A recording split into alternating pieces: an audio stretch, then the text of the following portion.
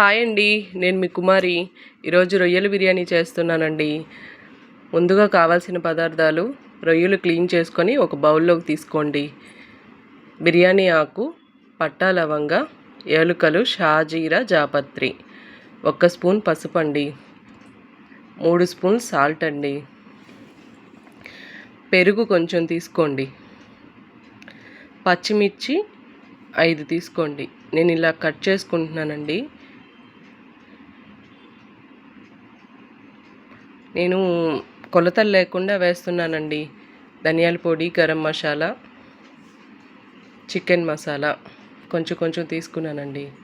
కారం కొంచెం తీసుకున్నానండి. మీరు కారం ఎక్కువ తింటే ఎక్కువ వేసుకోండి. కొత్తిమీర, కరివేపాకు, పుదీనా ఇలా మిక్స్ చేసుకోండి. నేను చేత్తో కలుపుతున్నాను అనుకోవద్దు, స్పూన్తో కలిపితే కలవదు కదండి, అందుకే చేత్తో కలుపుతున్నాను.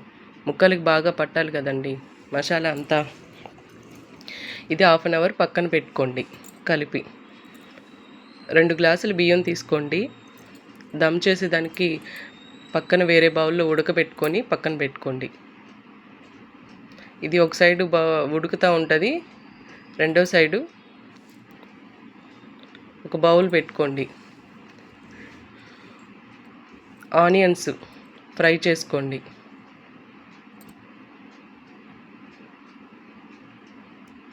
ఇవి గోల్డెన్ కలర్ వచ్చే వరకు ఫ్రై చేసుకోవాలండి. ఇవి గోల్డెన్ కలర్ వచ్చాయండి. ఇప్పుడు పక్కకు తీసి పెట్టుకోండి. ఇవి తీసి పెట్టుకున్నాక కొంచెం ఆనియన్స్ అలాగే ఉంచేసి టమోటా, పచ్చిమిర్చి వేసుకొని వేపుకున్నాక, ఇంతకుముందు అల్లం వెల్లుల్లి పేస్ట్ వేయడం మర్చిపోయానండి. ఇప్పుడు దీంట్లో మిక్స్ చేసి వేస్తున్నాను.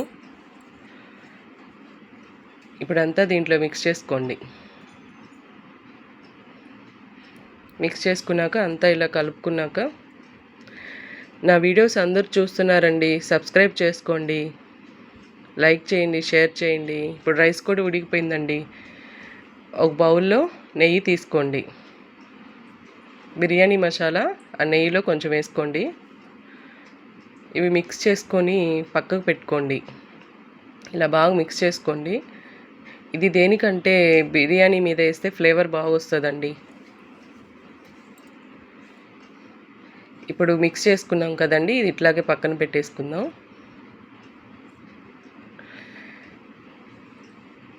ఇప్పుడు కర్రీ కూడా ఉడికిపోయిందండి.